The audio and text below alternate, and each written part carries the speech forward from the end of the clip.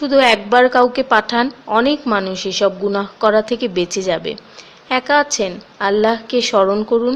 কষ্টে আছেন, মোহাম্মদ ও আলে মুহাম্মদের উপর দরুদ পড়ুন। মন খারাপ থাকলে ইয়া হাইয়ু ইয়া কাইয়ুমও পড়ুন। টেনশনে থাকলে ইয়া রাহিমও পড়ুন। ফ্রি থাকলে মেসেজটি ফরওয়ার্ড করুন, হে আল্লাহ, আমার উপর এবং তোমার নবীর উম্মতের সকল সদস্যদের উপর তোমার রহমত বর্ষণ করো, আমিন। তথ্য: আপনি কি জানেন পবিত্র কোরআন শুনলে ক্যান্সার হয় না? আর যদি ক্যান্সার সেল শরীরে থেকেও থাকে তাহলে তাও মারা যায়। দীর্ঘ সময় ধরে আল্লাহকে সেজদা দিলে জ্ঞান ও বুদ্ধিশক্তি বাড়ে।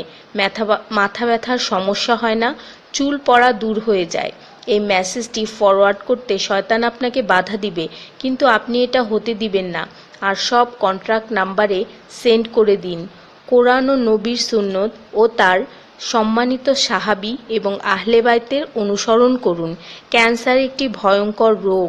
অনেক মানুষ আছে যারা নিজেরাই এটাকে দাওয়াত দিয়ে নিয়ে আসে। ছোট অথচ সাধারণ কিছু পদক্ষেপ গ্রহণ করলেই এই রোগ থেকে বাঁচা যায়। বেশিরভাগ মানুষ খাবারের পরপরই পানি পান করে নেয়। খাবারের পর পানি পান করলে রক্তে বিদ্যমান ক্যান্সারের জীবাণু থেকে তৈরি হওয়া ক্যান্সার সেলগুলোকে অক্সিজেন সরবরাহ করে। নবী পাক সাল্লাল্লাহু বলেছেন, খাবারের আগে পানি পান করা শেফা। খাবারের পরপরই পানি পান করা কলেরা রোগের কারণ। তাই সর্বোত্তম হলো খাবার শেষ করার কিছুক্ষণ পর পানি পান করা।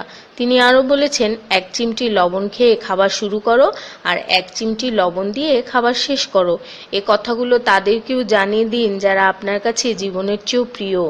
যদি কোনো ব্যক্তি ঘুমানোর সময় 21 বার বিসমিল্লাহির রহমানির রহিম পড়ে, আল্লাহ তখন ফেরেশতাদেরকে হুকুম দেন এই ব্যক্তির প্রতিটি নিঃশ্বাসের বদলে নেকি লেখা হোক।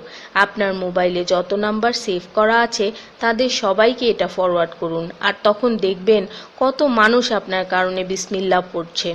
শেফা আর শেফা: রোজ একটা করে আপেল, নো ডক্টর। রোজ 4টা বাদাম, নো ক্যান্সার। রোজ একটা লেবু, নো ফ্যাট। রোজ 1 glass milk, no bones problem. রোজ 12 গ্লাস পানি, নো স্কিন প্রবলেম। রোজ 4টা খেজুর, নো উইকনেস। রোজ 5 ওয়াক্ত নামাজ, নো টেনশন। রোজ কোরআন অর্থসহ তেলাওয়াত, happy and happy. So don't stop forward please. স্কিনের জন্য অজুর পানি, হার্টের জন্য কোরআন তেলাওয়াত, স্বাস্থ্যের জন্য নামাজ, আর খুশি থাকার জন্য আল্লাহর জিকির করুন। জেনে রাখবেন, ভালো কথা প্রচার করা সৎকার সমতুল্য, সাথে 30 লাখ নেকি